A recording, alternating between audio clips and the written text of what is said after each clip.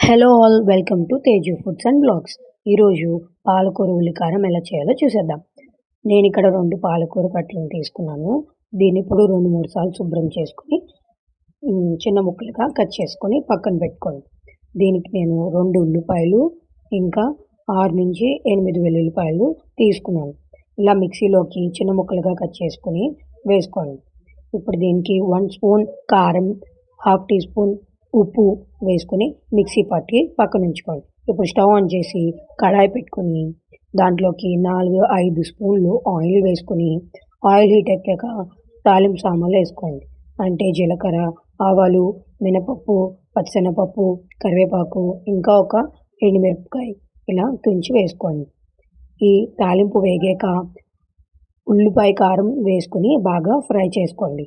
ఈ ఉల్లిపాయ కారం వేగేంత వరకు ఇలా మీడియం ఫ్లేమ్లో పెట్టుకొని ఫ్రై చేసుకుంటూ ఉండండి.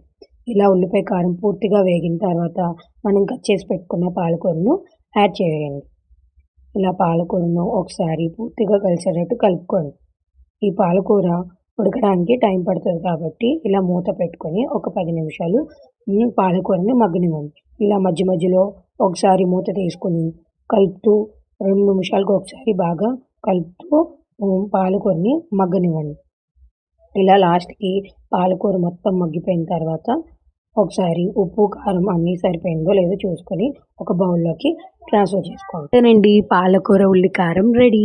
ఈ రెసిపీ గనుక మీకు నచ్చినట్లయితే ఒకసారి ట్రై చేసి కామెంట్ సెక్షన్‌లో ఎలా వచ్చిందో అనేది మెన్షన్ చేయండి. Thanks for watching and don't forget to subscribe.